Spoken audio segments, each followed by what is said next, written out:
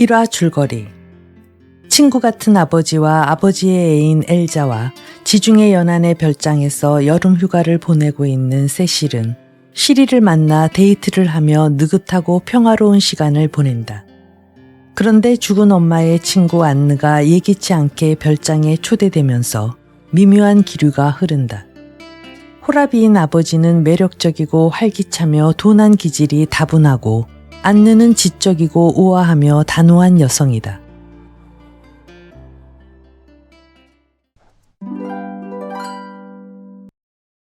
우아한 침묵.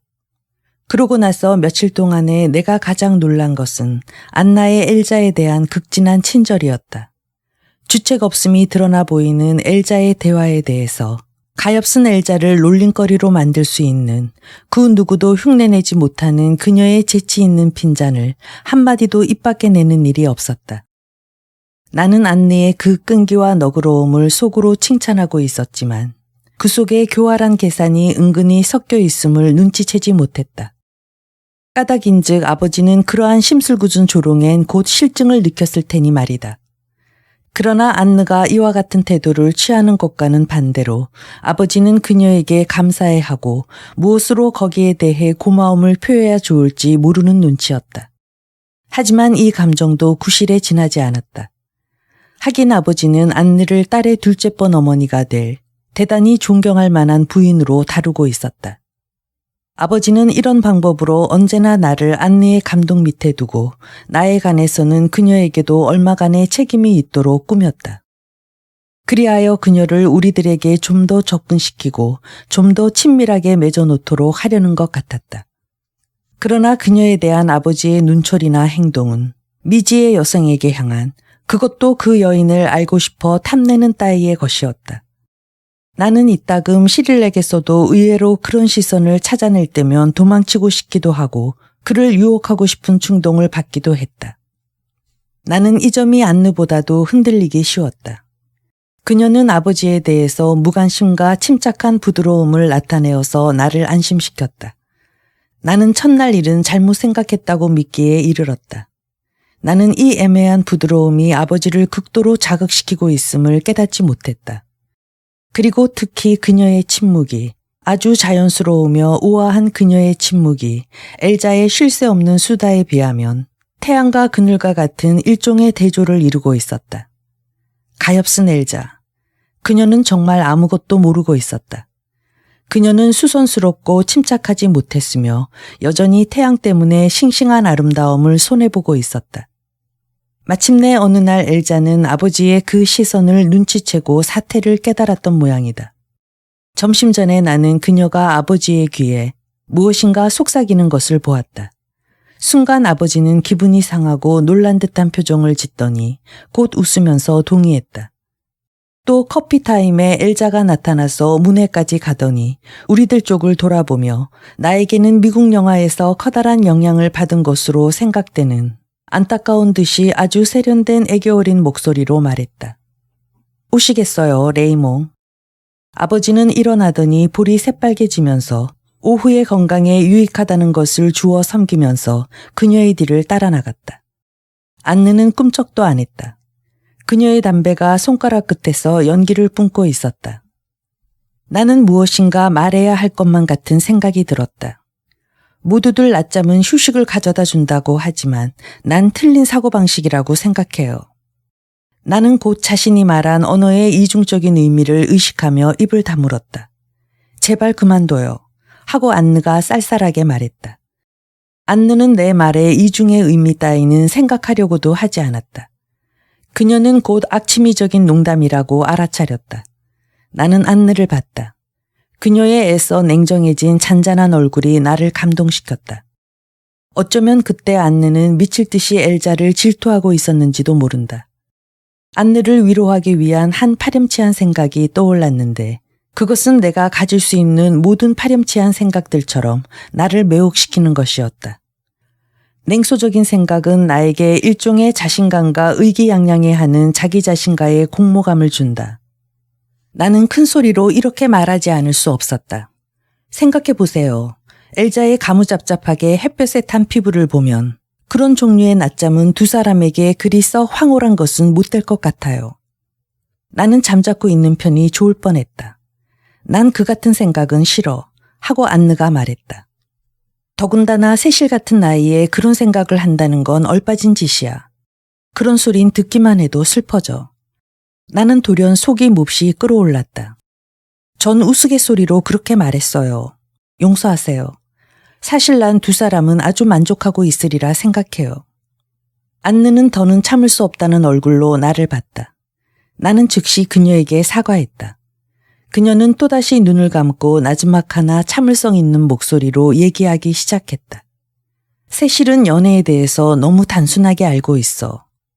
그건 각기 독립된 감정의 연속은 아니야. 그러나 나의 사랑은 모두 그랬었다고 생각한다. 어떤 얼굴이며 행동, 키스했을 때의 갑작스러운 감동, 아무 관련이 없는 활짝 핀 순간들. 내가 가지고 있는 추억은 다만 이러한 것뿐이었다. 그건 다른 거야 하고 안느가 말했다. 거기에는 끊임없는 애정, 부드러움, 어떤 사람의 부재를 강하게 느끼는 것이 있어. 세실에겐 아직 이해되지 않는 여러 가지 일들. 그녀는 더듬는 듯한 손짓을 하더니 신문을 펴들었다. 내 감정의 무능함에 체념해 버린 듯 싶은 이 무관심 대신에 차라리 그녀가 노여워하는 편이 좋겠다고 생각했다. 나는 그녀가 이치에 맞고 내가 다른 사람들의 의지에 의해서 동물과 같은 생활을 하며 가엾고 나약하다는 걸 생각했다. 나는 자신을 경멸했는데 그것은 나로서는 견딜 수 없는 고통이었다. 왜냐하면 아직 그런 것에 익숙해 있지 않았기 때문이다. 나는 좋게든 나쁘게든 나 자신에 대해 판단을 내리는 일이 없었던 것이다. 나는 내 방에 올라가서 멍청하게 생각에 잠겼다. 내 발밑에 있는 시트는 아늑했다. 귀에 아직도 안느의 말이 들리는 듯했다. 그것은 다른 거야. 거기엔 어떤 사람의 부재를 강하게 느끼는 것이 있어. 지금까지 누군가의 부재를 느꼈던 적이 내게 있었던가. 나는 이 보름 동안에 일어났던 크고 작은 사건을 이제 더는 기억하지 못한다. 나는 앞서 말한 바와 같이 무엇이든지 명확한 것, 위협적인 것은 보고 싶지 않았다. 나는 물론 이 이후의 일들은 똑똑히 기억한다. 왜냐하면 나는 거기에 가능한 한 내 최대의 주의를 기울였기 때문이다. 하지만 그 3주일, 요컨대 행복했던 그 3주일. 어느 날 아버지가 사람들의 눈에 띌 만큼 안느의 입술을 쳐다봤는지, 또 어느 날 아버지가 우스갯소리를 가장하여 큰 음성으로 안느의 무관심함을 비난했는지, 또는 아버지가 안느의 예민함을 엘자의 우둔함에 웃지도 않고 비교해 보인 것은 언제였던가. 두 사람이 벌써 15년이나 전부터 아는 사이로 만일 서로가 사랑하지 않으면 안 되었던 것이라면 좀 더 일찍 시작했어야 했을 것이다. 하는 이 어리석은 생각 덕택으로 나는 안심하고 있었다. 그리고 나는 자신에게 뇌까렸다. 만일 그렇게 되었을 경우엔 아버지는 3개월 동안 열중한 끝에 마침내 안느에게 몇 가지 정열적인 추억과 다수의 굴욕감을 가슴에 남기는 정도로 끝났으리라. 그렇긴 하지만 안느가 그렇게 버림을 받은 여자는 아니라는 것을 나는 모르고 있었단 말인가. 그러나 실일이 있었기 때문에 나는 그의 생각으로 머리가 꽉 차 있었다. 우리들은 밤에 곧잘 생트로페의 나이트클럽에 갔다.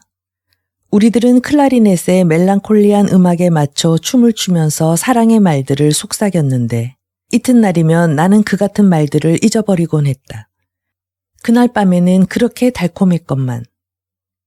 낮에는 우리들은 해안 기슭으로 요트놀이를 했다.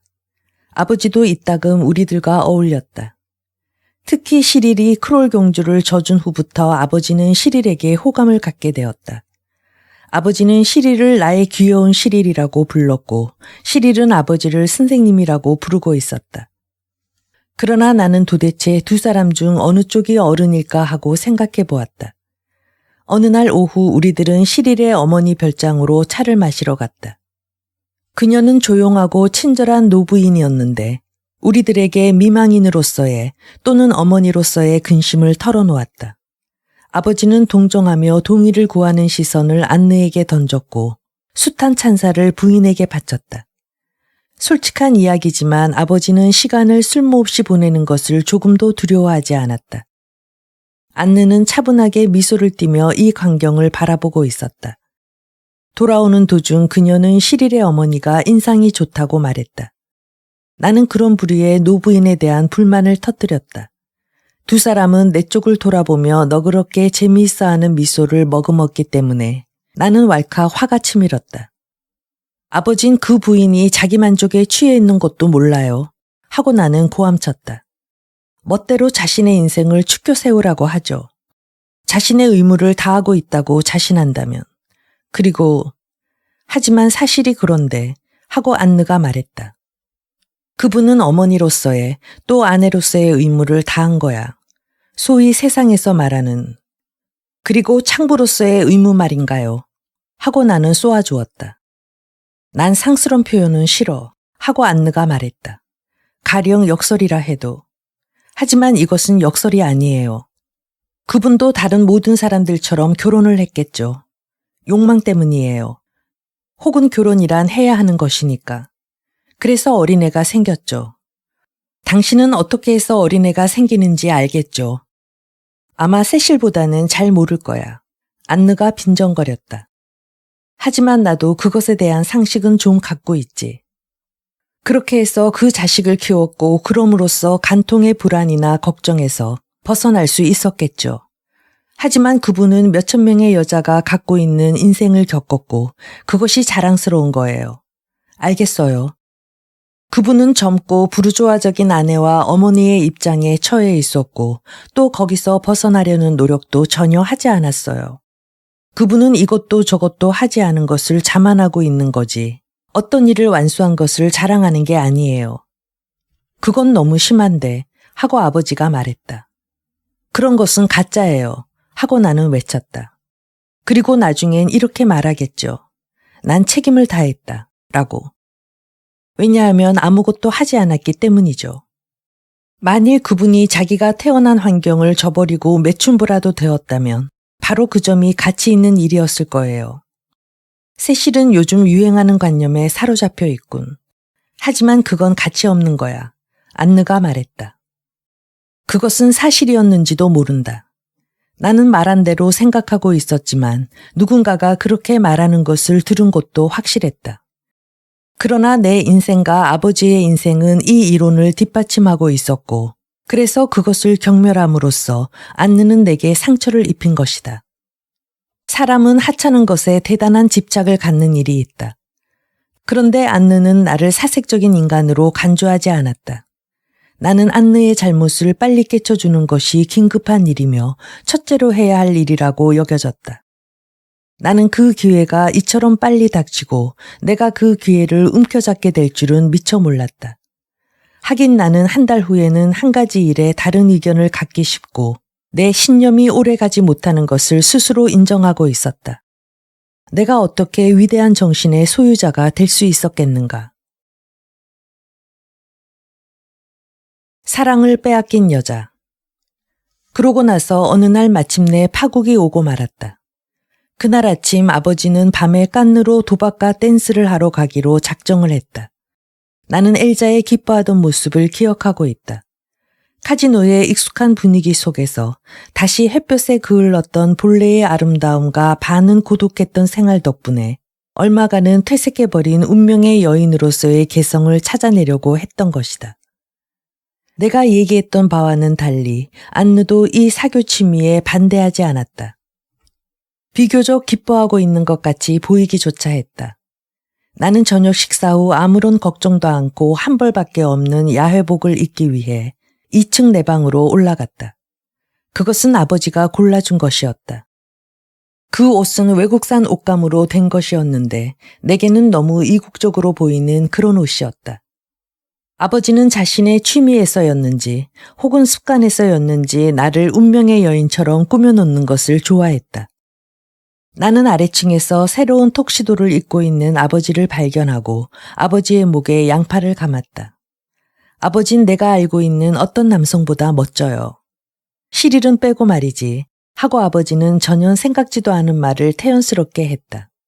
그리고 너는 내가 알고 있는 여자들 중에서 제일 예쁘다. 엘자와 안느 다음이죠. 하고 나도 생각도 안 한 말을 했다. 둘 다 꿈을 대기만 하고 우리를 기다리게 하니까 늙은 류마티즘 환자인 아빠와 함께 춤이나 추자. 나는 아버지와의 외출에 앞서는 행복감을 다시금 찾아냈다. 정말 아버지는 늙은 기색이 조금도 없었다. 나는 춤추면서 언제나 오드 콜로뉴의 향기와 따뜻한 체온과 담배 냄새를 호흡했다. 아버지는 리듬에 맞추어 춤추면서 눈을 반쯤 감고 나와 비슷한 즐거운 듯한 억제할 수 없는 미소를 입가에 띠고 있었다. 내게 재즈를 가르쳐 주어야 한다. 아버지는 류머티즘도 잊어버리고 이렇게 말했다. 엘자가 나타나자 아버지는 댄스를 중지하고 무의식적으로 아첨하는 듯이 중얼거리며 그녀를 맞이했다. 그녀는 녹색 드레스를 걸치고 조용히 계단을 내려왔다. 입가엔 직업적인 애교 어린 미소를, 즉 그녀의 카지노용 미소를 방식거리고 있었다. 그녀는 메마른 머리카락과 햇볕에 탄 살갗을 정성껏 매만져 아름답게 보이고 싶어 했지만 그것은 황홀하다기보다는 노력에 비길 만한 것이라는 게 옳을 것 같았다.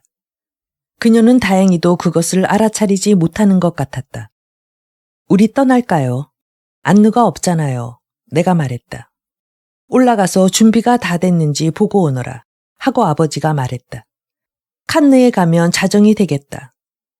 나는 걸리적거리는 야외복 자락을 귀찮게 여기면서 계단을 올라가 안느의 방문을 두드렸다. 나는 문 앞에 우뚝 섰다. 그녀는 회색 옷을 입고 있었다. 그 회색은 마치 새벽바다에서 보는 어떤 빛깔들처럼 전등이 매달린 곳에서는 거의 흰색으로 보이는 그런 이상한 회색이었다. 그날 밤 온갖 성숙의 매력은 그녀에게 집중된 것처럼 여겨졌다. 훌륭하군요. 하고 내가 말했다. 아, 안느, 너무나 멋진 옷이에요. 그녀는 곧 헤어질 어떤 사람에게 그러는 것처럼 거울 속에서 미소를 지어 보였다. 이 회색은 성공이로군 하고 그녀가 말했다. 성공한 것은 바로 당신인 거려 하고 내가 대꾸했다. 안느는 내 귀를 잡고 나를 들여다보았다. 그녀의 눈빛은 짙은 파랑색이었다. 나는 그것이 밝아지며 웃음 짓는 것을 보았다. 세실은 귀여운 아가씨야. 이따금 피로하게 굴긴 하지만. 안느는 내 야해복엔 별로 관심을 보이지 않고 내 앞을 지나갔다. 그것은 나를 기쁘게 해준과 동시에 내 자존심을 상하게 했다. 안느가 먼저 계단을 내려가고 나는 아버지가 그녀를 맞이하러 다가서는 모습을 보았다. 아버지는 계단 아래에 멈춰서서 한 발을 첫째 번 층계에 올려놓은 채 안느를 올려다보고 있었다. 엘자도 안느가 내려오는 것을 보고 있었다. 나는 똑똑히 이 광경을 기억하고 있다. 나의 바로 앞에 안느의 황금빛으로 탄 목덜미와 흠잡을 데 없는 어깨가 있었다. 좀 더 아래는 손을 내민 아버지의 감탄 어린 얼굴과 이미 멀리 사라져간 엘자의 실루엣이 생각난다. 안느, 하고 아버지는 말했다. 당신은 참 놀랍구려. 그녀는 지나치면서 아버지에게 미소를 지어 보이고는 외투를 입었다. 우리 거기서 다시 만나요. 하고 그녀가 말했다. 세실, 나와 함께 가겠어. 그녀는 내가 운전을 하도록 내버려 두었다. 내가 천천히 몰아가는 길은 그지없이 아름다웠다. 안느는 아무 말도 하지 않았다. 그녀는 라디오에서 흘러나오는 왁자지껄한 트럼펫 소리에도 관심조차 없는 것 같았다. 아버지의 2인승 오픈카가 커브길에서 우리를 앞질러 버렸을 때도 그녀는 눈썹 하나 까딱하지 않았다. 나는 더는 끼어들 여지가 없는 연극에서 내가 이미 따돌려져 있음을 느꼈다. 카지노에서는 아버지의 술책으로 우리들은 곧 흩어지게 되었다. 나는 바에서 엘자와 그녀의 친구 중에 한 사람인 이미 몹시 취한 남미 사람과 어울렸다. 그는 연극 관계 일을 보고 있었는데 이런 상태임에도 불구하고 그의 연극에 대한 정열 덕분에 꽤 유쾌했다. 나는 그와 함께 거의 1시간 가까이 즐기고 있었다. 하지만 엘자는 심심해하고 있었다. 그녀는 한두 사람 유명한 배우들을 알고 있었지만 기술 분야엔 무관심했다. 그녀는 갑자기 마치 내가 무엇이든 알고 있는 것처럼 아버지가 어디 있느냐고 묻더니 가버렸다. 남미 사람은 한순간 섭섭한 표정을 짓더니 다시 위스키를 들이켜고는 명랑해졌다. 나는 아무것도 생각하지 않고 있었다. 나는 예의상 그의 술상대를 하고 있었으므로 아주 명랑한 심정이 되어 있었다. 남미 사람이 댄스를 하려고 했을 때 일은 더 한층 우스꽝스럽게 되었다. 나는 그의 몸을 팔로 받쳐주고 그에게 밟히지 않도록 발을 사리지 않으면 안 되었다. 그건 매우 힘들었다. 우리들은 너무나 웃어댔기 때문에 엘자가 내 어깨를 두드렸을 때, 그리고 그녀의 불길한 얼굴 표정을 보았을 때 나는 하마터면 그녀를 지옥으로 쫓아보낼 뻔했다. 그 사람들이 안 보여. 엘자는 당황하고 있었다.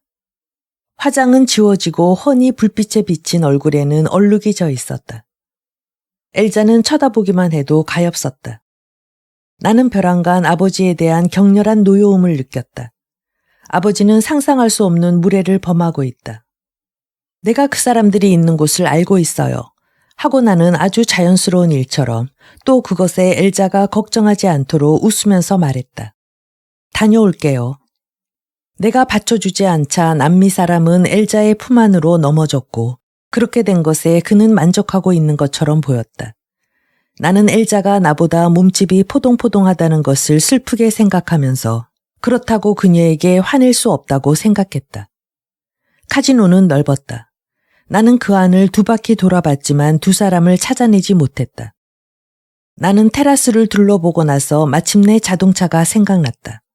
나는 자동차를 주차장에서 찾아내기까지엔 얼마간의 시간이 걸렸다. 아버지와 안느는 자동차 안에 있었다.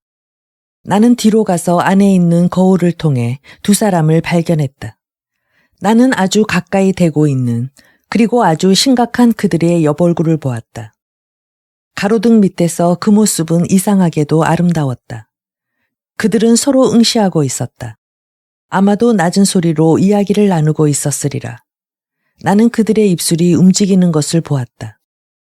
모른 채 하고 그냥 돌아가고 싶었지만 엘자에 대한 생각이 나로 하여금 문을 열게 만들었다.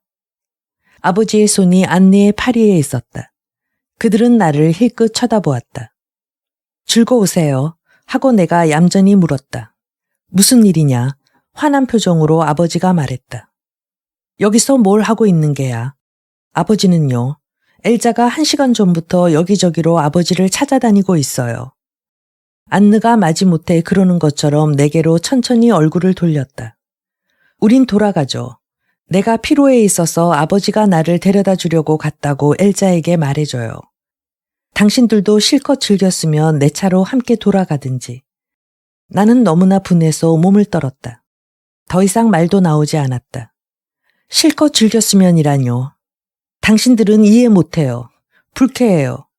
뭐가 불쾌하냐? 아버지가 놀라서 물었다.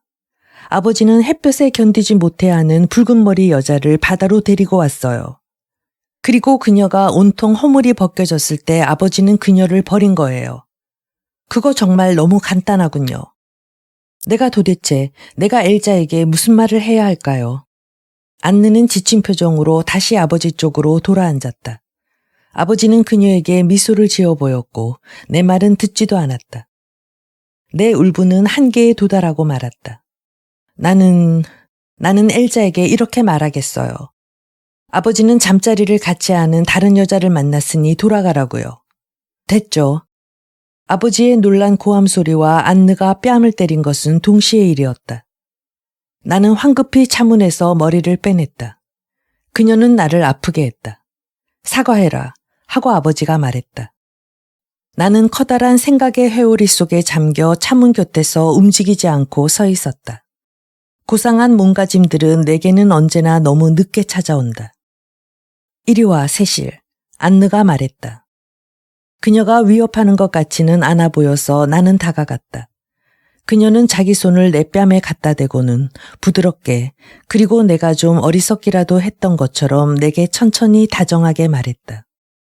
심술 부리지 말아요, 세실. 엘자에게는 미안하게 생각하고 있어. 그러나 세실은 그것을 좋게 조종할 수 있을 만큼 현명하잖아. 우리 내일 따지기로 하지. 내가 몹시 아프게 했지. 그렇지 않아요.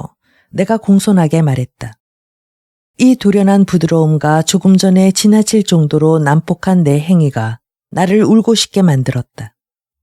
나는 그들이 가버리는 것을 멀거니 바라보고 있었다.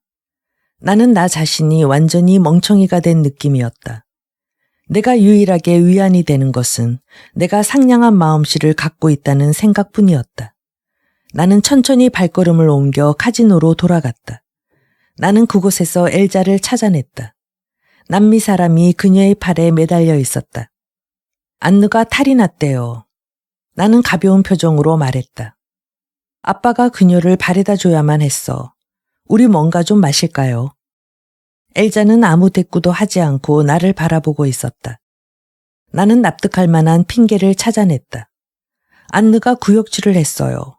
굉장했다고요. 옷이 온통 얼룩이 져버렸지 뭐예요. 이 자세한 설명이 내게는 진실을 명백하게 하는 것처럼 여겨졌지만 엘자는 조용히 슬프게 울기 시작했다. 나는 어찌할 바 몰라 그녀를 쳐다보았다. 세실 하고 그녀가 말했다. 세실, 우리는 그렇게도 행복했었는데. 그녀의 흐느낌은 한층 더해졌다. 남미 사람도 우리는 그렇게도 행복했었지. 아주 행복했어. 하는 말을 되풀이하면서 역시 울기 시작했다. 그때 나는 안느와 아버지를 증오했다. 나는 울고 있는 가엾은 엘자와 그녀의 지워지는 마스카라, 그리고 울음을 터뜨린 이 남미 사람을 달랠 수만 있다면 무슨 일이라도 했을 것이다. 모든 것이 결정된 것은 아니에요, 엘자. 나와 함께 돌아가요. 나중에 내 가방을 가지러 가겠어. 하고 그녀가 흐느끼며 말했다. 안녕 세실, 우린 서로 뜻이 잘 맞곤 했었지. 나는 그녀와 날씨라든가 유행에 관한 것 외에는 별로 얘기한 적이 없었지만 그렇다 해도 오랜 친구를 잃는 것 같은 기분이 들었다. 나는 벼랑간 획 돌아서서 자동차 쪽으로 뛰어갔다. 무너져 가는 소리. 이튿날 아침은 몹시 괴로웠다. 아마도 전날 밤에 마신 위스키 탓이었으리라. 나는 미명 속에서 침대에서 미끄러져 떨어질 듯한 자세로 눈을 떴다.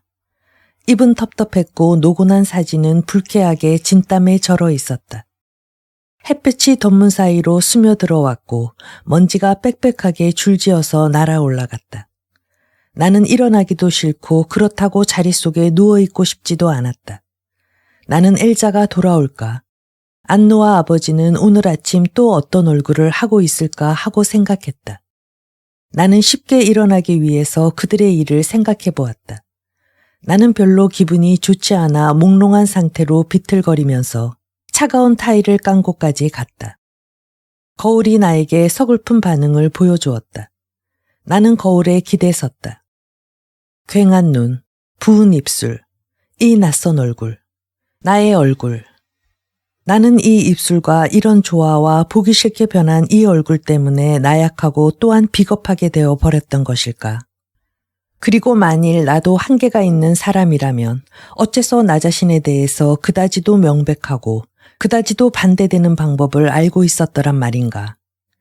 나는 나를 미워하고 혼란 때문에 움푹 들어가고 주름살이 진 이 늑대 같은 얼굴을 증오하는 것이 재미있었다.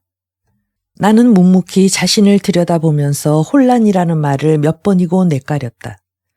그리고 갑자기 나는 나 자신이 미소 짓고 있는 것을 발견했다. 사실 어떤 혼란이었을까? 대단치도 않은 몇 잔의 술, 따기 때리기, 그리고 흐느낌. 나는 이를 닦고 아래층으로 내려갔다. 아버지와 안느는 벌써 테라스에 나와서 아침 식탁 앞에 서로 바짝 붙어서 앉아 있었다. 나는 멍청하게 아침 인사를 짓거리고 그들 앞에 앉았다. 수줍음이 앞서 나는 감히 두 사람을 보지 못했다. 그러나 그들의 침묵이 나로 하여금 눈길을 들게 했다. 안느의 얼굴은 헬스케져 있었다. 사랑의 하룻밤의 유일한 증거였다. 두 사람 모두 행복한 듯이 미소 짓고 있었다. 그것이 나에게 깊은 인상을 주었다. 행복은 언제나 나로서는 시인해야만 할 것이었으며 성공인 것처럼 여겨졌기 때문이다. 잘 잤니? 하고 아버지가 물었다. 그저 그랬어요. 하고 나는 대답했다. 어젯밤에 위스키를 너무 마셨어요. 나는 커피를 컵에 따라서 맛을 보았다. 그렇지만 곧 그것을 제자리에 놓았다. 그들의 침묵 속엔 일종의 독특한 무엇인가가 있어서 그것이 나를 어색하게 만들었다. 나는 그것을 오래 견디기엔 너무나도 피곤해 있었다. 무슨 일이죠? 두 분 다 뭔가 이상하네요. 아버지는 태어남을 가장하려는 듯이 담배에 불을 당겼다. 안느는 나를 쳐다보았는데 분명히 거북스런 낯빛이었다. 세실에게 부탁이 있어 하고 가까스로 그녀는 입을 떼었다. 나는 최악의 경우를 얘기하고 있었다. 또 엘자에게 심부름을. 그녀는 얼굴을 돌려 아버지 쪽을 보았다. 아버지와 나는 결혼하려고 생각해 하고 그녀는 말했다. 나는 안느를 뚫어져라 쳐다보고 난 다음 아버지를 쳐다보았다. 나는 잠시 아버지로부터 어떤 신호를, 눈짓 같은 것을 기대했다. 그 눈짓은 나를 화내게 하면서도 한편으로는 안심시켜주는 그런 것이었다. 아버지는 손을 내려다보고 있었다. 나는 이렇게 생각했다. 그럴 리가 없어. 하지만 나는 이미 그것이 사실임을 알고 있었다. 그거 아주 좋은 생각이에요. 하고 나는 여유를 얻기 위해 맞장구를 쳐주었다. 나는 이해할 수 없었다. 결혼이나 속박에 완강하게 반대하고 있던 아버지가 하룻밤새 결심하다니. 이것은 우리들의 생활을 뿌리채 바꿔버린다. 우리들은 자유를 상실해버린다. 나는 그 다음 우리들 세 사람의 생활도 예상해 보았다. 내가 부러워하고 있었던 안느의 섬세함과 총명함에 의해 갑자기 균형이 잡힌 생활을. 총명하고 세련된 벗들, 행복하고 평온한 저녁 한때. 나는 갑자기 떠들썩한 만찬이나 남미사랑 같은 이들이나 엘자를 경멸했다. 우월감과 오만감이 나를 사로잡았다. 아주 멋진 생각이에요. 하고 나는 되풀이했다. 그리고 나는 아버지와 안느에게 미소 지었다. 나의 귀여운 작은 고양이. 나도 내가 기뻐할 것으로 생각했다. 하고 아버지가 말했다. 아버지는 긴장을 풀고 몹시 좋아했다. 사랑의 피로가 뚜렷이 나타나 있는 안느의 얼굴은 내가 이제까지 본 안느의 어느 얼굴보다도 친해지기 쉬운 부드러운 얼굴이었다. 이쪽으로 오렴, 내 작은 고양이야. 하고 아버지가 말했다. 아버지는 나에게 두 손을 내밀고 자기와 안느 쪽으로 나를 끌어당겼다. 나는 두 사람 앞에 반쯤 꿇어앉아 있었다. 아버지와 안느는 달콤한 감격을 갖고 나를 쳐다보며 내 머리를 쓰다듬었다. 한편 이 순간에 어쩌면 내 인생은 변하고 있는지도 모르지만 그들에겐 내가 사실상 한 마리의 고양이, 작고 사랑스러운 한 마리의 짐승에 지나지 않는다고 쉴 새 없이 생각하고 있었다. 나는 두 사람이 내게서 멀리 떨어져 있는 곳에 있는 것을 느꼈다. 내가 모르는 과거나 미래의 속박에 의해 맺어져 나와는 아무런 상관도 없는 그런 것이었다. 나는 의식적으로 눈을 감고 그들의 무릎에 머리를 기대고 그들과 함께 웃어주며 내 역할을 다시 이어갔다. 그러면서도 내가 행복하지 못했던 것은 아니었을까? 안느가 나를 이끌어주고 내 인생에서 짐을 덜어주며 온갖 상황에서 내가 취할 길을 가르쳐 줄 텐데 나는 완성되어 갈 것이고 아버지도 나와 더불어 그렇게 되었으리라. 아버지는 일어나더니 샴페인을 한 병 가지러 갔다.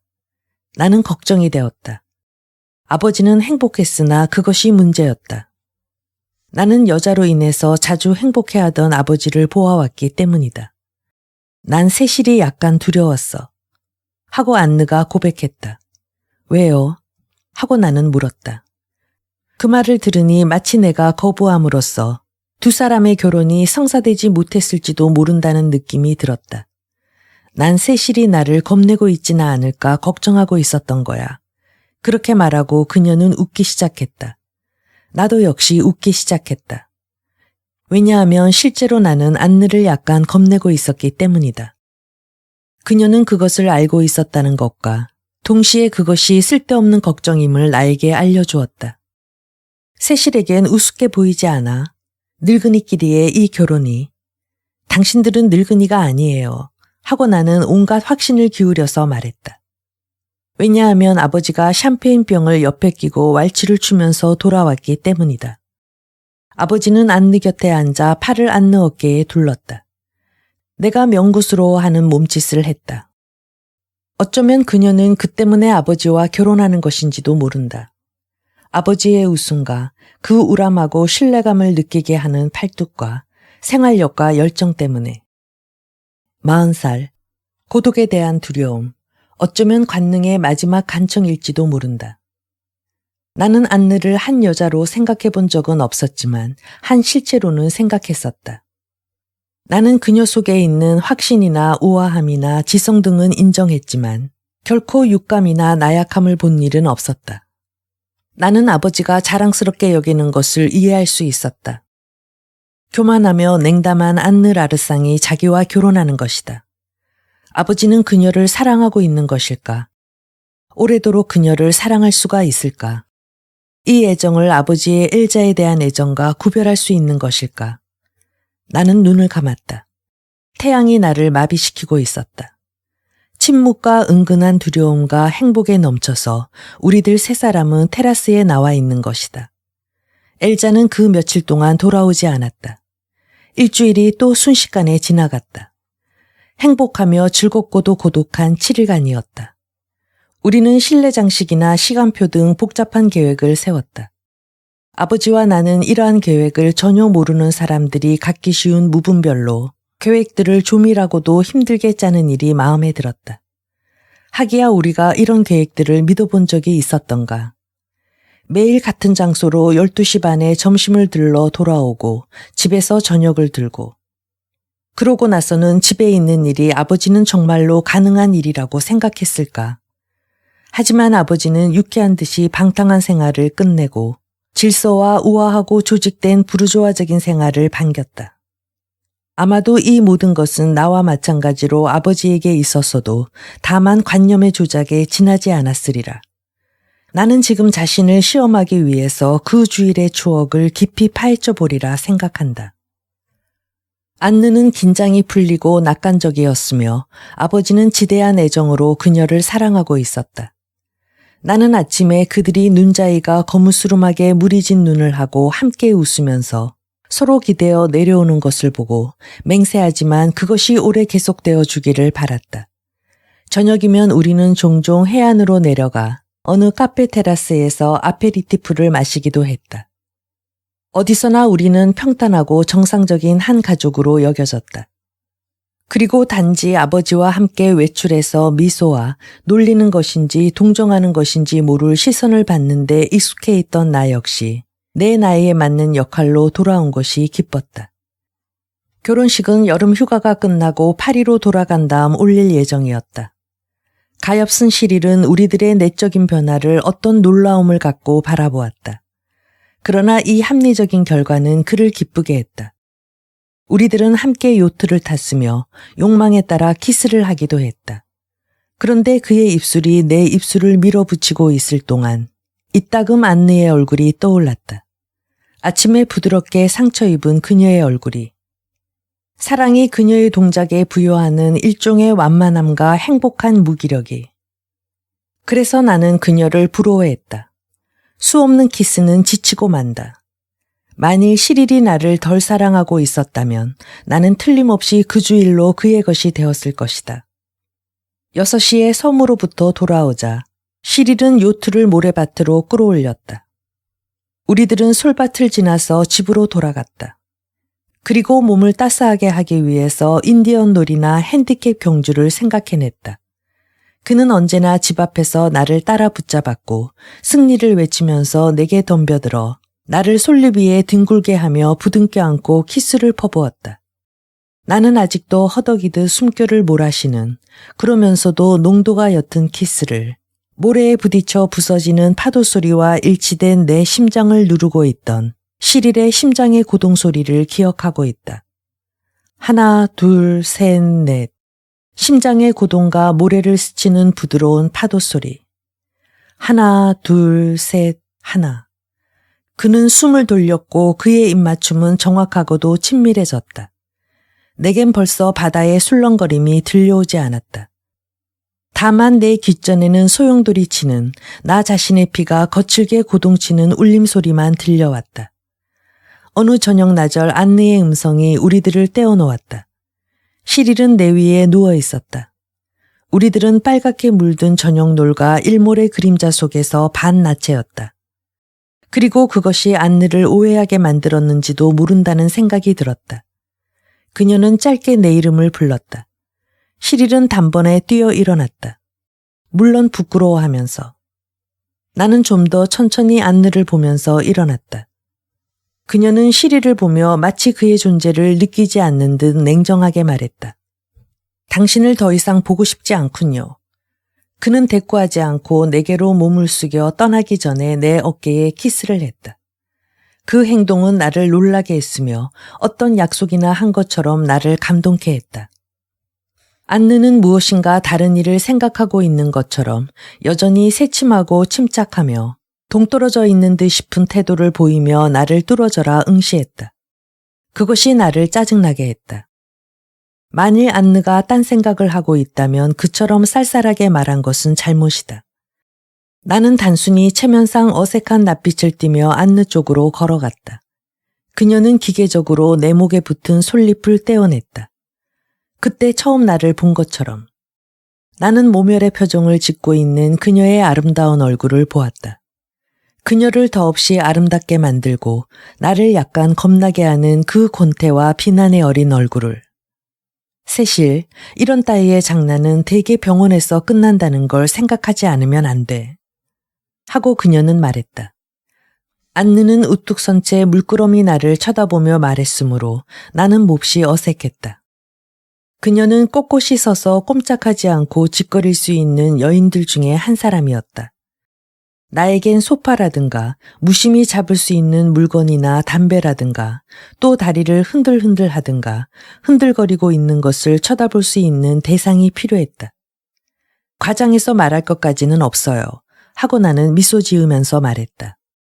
나는 다만 시릴과 키스했을 뿐이에요. 그것만으로 병원 신세까지는 지지 않겠죠. 부탁이니까 그 사람과는 2번 다시 만나지 말아줘. 하고 그녀는 거짓말일 것이라고 생각하며 이렇게 말했다. 세실은 겨우 17살이고 나는 지금 세실에 대해 약간은 책임이 있다고. 그래서 세실의 인생이 망가지는 것을 내버려 둘 수가 없는 거야. 세실에겐 해야 할 공부가 있어. 그것을 하며 오후를 보내도록 해.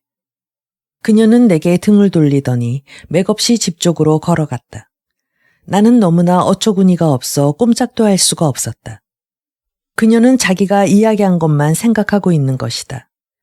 내 항의나 부인 같은 것을 그녀는 경멸보다 더 나쁜 무관심한 태도로 받아들일 것이다. 그녀는 느낀 그대로를 말하고 있는 것이다. 나의 변명, 나의 부정, 그녀는 이런 것들을 모멸보다 더 지독한 무관심한 태도로 받아들이리라.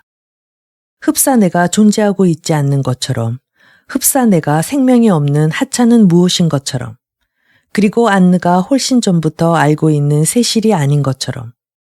하여튼 나라면 그녀가 나를 벌주는 것 자체만으로라도 괴로워할 것이다. 나의 유일한 희망은 아버지였다. 아버지는 여느 때와 똑같은 태도를 지을까? 누구냐 그 사내에는. 나의 작은 고양이 아가씨. 어쨌든 그는 미남이며 건강체냐. 불량 청년을 조심해야 해요. 나의 귀여운 세실. 아버지가 이런 방향으로 반응을 보여주지 않으면 안 된다. 그렇지 않으면 나의 여름 휴가는 끝장이 나고 말 것이다.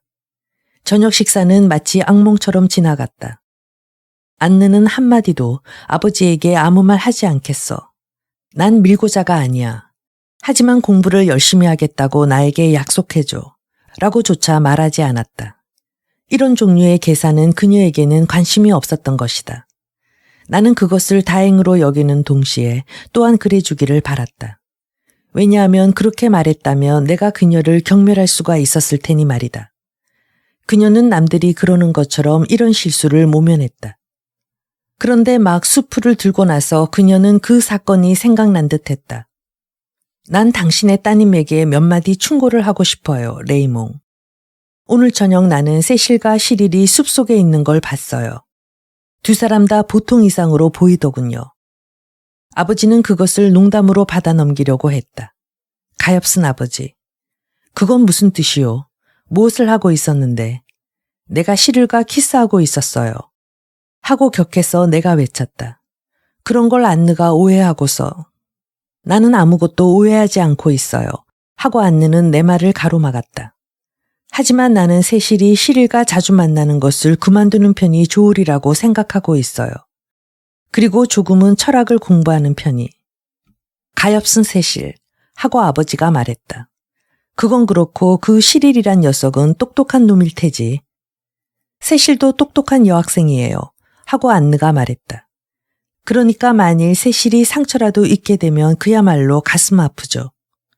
그리고 세실은 이곳에서 완전한 자유를 누리고 있기 때문에 종일 그 남자애와 함께 있다는 것, 또 두 사람이 한가롭다는 점 등에 비추어 아무래도 피치 못할 결과가 되리라고 생각해요.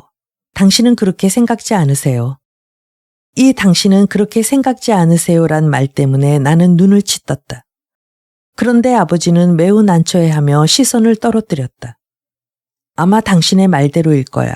하고 아버지가 말했다. 여하튼 너는 공부를 좀 해야만 되겠어, 세실. 또 시험 공부를 되풀이하고 싶지는 않을 테지. 그게 어쨌다는 거예요. 하고 나는 짤막하게 되물었다. 아버지는 나를 쳐다보다가 이내 눈길을 돌렸다. 나는 혼란에 빠졌다. 나는 대범함이 우리들의 생활에 영감을 불러일으켜 줄 수 있는 유일한 감정이라는 것과 자신을 변호하기 위해서는 이유를 대지 않아야 한다는 것을 깨달았다. 자, 안느가 식탁 위로 내 손을 잡으면서 이렇게 말했다. 세실은 숲속의 소녀 역을 착한 학생 역으로 바꾸는 거예요. 겨우 한 달 동안만이니까. 그렇게 어렵지는 않겠지. 아닌가? 그녀는 나를 쳐다봤다. 아버지도 미소 지으면서 나를 쳐다보고 있었다. 이런 상태에서의 결과는 뻔했다. 나는 조용히 손을 빼냈다. 그래요. 그건 어려운 일이죠. 하고 나는 말했다. 내가 그 말을 너무나도 조용히 말했으므로 그들에겐 그것이 들리지 않았던 것 같았다. 아니면 들으려고 하지 않았던 것인지도 모른다. 이튿날 아침 나는 베르구송의 한 귀절을 앞에 놓고 앉아 있었다. 그것을 이해하는 데엔 몇 분이 걸렸다. 사실과 원인 사이에서 맨 먼저 발견할 수 있는 어떤 이질성은 행동의 규칙으로부터 사물의 본질에 관한 확인에 이르는 데는 거리가 있다 하더라도 그것은 사람들이 인류를 사랑하는 힘을 얻어온다고 느끼는 인류의 발생적 원리와 더불어 항상 접촉 속에 있는 것이다. 나는 이 문장을 처음에는 신경이 날카로워질까봐 조용하게, 나중에는 큰 소리로 되풀이하여 읽었다. 나는 두 손으로 머리를 감싸고 이 귀절을 열심히 들여다보았다. 가까스로 나는 이해했지만 나 자신이 처음 그것을 읽었을 때와 마찬가지로 냉정하고 무능력하게 느껴졌다. 나는 계속할 수가 없었다. 나는 다음 줄을 똑같이 열심히 호의를 갖고 들여다보았다. 그러자 무엇인가가 갑자기 바람처럼 내 마음속에 일더니 나를 침대에 벌렁 눕게 했다. 나는 황금색의 만 입구에서 나를 기다리고 있을 시릴의 모습을, 부드럽게 출렁이는 배의 요동을, 우리들의 입맞춤을 생각했다. 그런 다음 안느를 생각했다. 나는 그녀에 대해서 너무 강하게 생각했으므로 심장을 두근거리면서 침대 위에 일어나 앉아 그것이 못난 생각이며 또한 몸서리쳐지는 것이라고 여기다가 한편으론 내가 응성만 부리는 게으름뱅이 계집애로서 이렇게 생각할 권리조차 없다고 자신에게 뇌까렸다. 그럼에도 불구하고 나는 나도 몰래 상상을 펴고 있었다. 안느는 위험한 존재로서 우리들의 갈 길에서 멀어지게 하지 않으면 안 된다고. 나는 이를 악물고 지금 막 마치고 온 식사 장면을 떠올렸다. 그때 나는 양심으로 얼굴이 일그러지고 헬스케져 있었는데 이런 감정을 갖는 자신을 경멸하고 비웃었다. 그렇다. 이것이야말로 내가 안느를 비난하는 점이다. 그녀는 내가 나 자신을 사랑하는 것을 회방 놓은 것이다. 나는 이렇게도 자연스럽게 행복과 친절, 그리고 태평스러움을 위해서 태어났지만 그녀로 인해서 비난과 양심이 거리끼는 세계로 들어간다. 거기서 성찰에 익숙하지 않은 나는 나 자신을 망가뜨리는 것이다. 그런데 그녀는 내게 무엇을 가져다 주었는가? 나는 그녀의 역량을 재보았다. 그녀는 아버지를 탐냈고 그리고 아버지를 차지했다. 그녀는 우리들을 서서히 안느라르상의 남편과 의붓딸로 만들려고 하는 것이다. 다시 말하면 잘 훈련된, 환경이 좋은 행복한 사람들로. 불안정한 우리들이 얼마나 쉽게 이 울타리와 무책임의 유혹에 양보하리라는 것을 나는 더 잘 알고 있었다. 안느는 너무나도 능력이 있었다. 이미 아버지는 나로부터 멀어져 가고 있었다. 식탁에서 그렇게 난처해하던 아버지의 얼굴이 나를 쫓아다니면서 괴롭혔다. 나는 울고 싶은 심정으로 옛날 아버지와 공모했던 온갖 것, 파리의 깨끗한 길을 새벽녘에 자동차로 돌아올 때의 웃음 등을 돌이켜보았다. 그것들은 모두 끝나고 말았다. 이번에는 아버지 다음으로 내가 안느에게 영향을 받고 수종되고 지도되리라. 나는 괴로워하지도 않으리라. 그녀는 이지와 냉소와 부드러움으로 행동하여 나는 반항할 수도 없으리라. 그리하여 6개월 후면 반항하고 싶은 심정조차 말살되리라.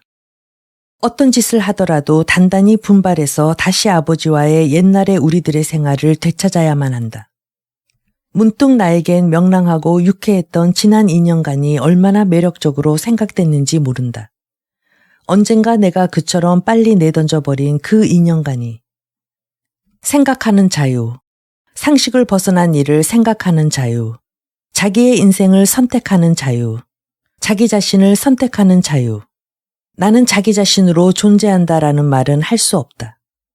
왜냐하면 나는 형상을 빚을 수 있는 반죽에 지나지 않으며 게다가 주형을 거부하는 반죽이었기 때문이다. 나는 사람들이 이 변화에서 복잡한 이유를 발견할 수 있다는 점과 또한 나에게 굉장한 컴플렉스를 부과시킬 수 있음을 알고 있다. 아버지에 대한 근친상간적인 애정이라든가 혹은 안느에 대한 불건전한 정열이라든가. 그러나 나는 그 주된 원인을 알고 있었다. 그것은 더위와 베르그송과 시릴, 아니면 시릴의 부재 바로 그것이었다. 나는 불유쾌한 상태의 연속 속에서 오후 내내 그 일에 대해 생각했다. 그것은 우리들이 안느의 뜻대로 척척 되어지고 있다는 데서 생긴 것이었다. 나는 차분히 생각하는데 익숙해 있지 못했다. 그것이 나를 화나게 했다. 나는 식탁에서 아침과 마찬가지로 입을 굳게 다물고 있었다. 그래서 아버지는 농담이라도 해야 할 것으로 생각했던 모양이다. 나는 청춘이 누리는 것 중에서 가장 좋은 것은 명랑함과 대화라고 아는데 나는 아버지를 경원하는 눈빛으로 쳐다봤다. 아버지가 청춘을 찬미하고 있음은 사실이었다. 그리고 나는 아버지 외에 누구와 대화를 나누었던가. 우리들은 온갖 것을 얘기했었다. 사랑을, 죽음을, 음악을. 아버지는 나를 버렸다. 아버지는 나를 무력하게 만들었다. 나는 아버지를 전혀 이해할 수 없게 되었다. 나는 아버지를 노려봤다. 그리고 생각했다. 아버지는 옛날처럼 나를 사랑하지 않는다. 나를 배신한 거야. 그러나 나는 그 말을 입 밖에 내지 않고 그것을 아버지에게 이해시키고자 시도했다. 나는 갈등의 소용돌이 속에 있었다. 아버지 역시 걱정이 되는지 나를 자꾸 쳐다봤다. 어쩌면 이미 모든 것이 장난이 아니며 우리들은 정말 위험한 상태에 놓여져 있음을 깨달았는지도 모른다. 나는 아버지가 놀라고 이상스럽게 여기는 것을 보았다. 안느가 내 쪽으로 시선을 던졌다. 안색이 나쁘구나. 내게 심한 공부를 시킨 것을 후회하고 있단다. 나는 대답을 하지 않았다. 나는 자신이 창조한 이제 멈출 수가 없는 이 연극 속에 자기 자신을 혐오하고 있었다.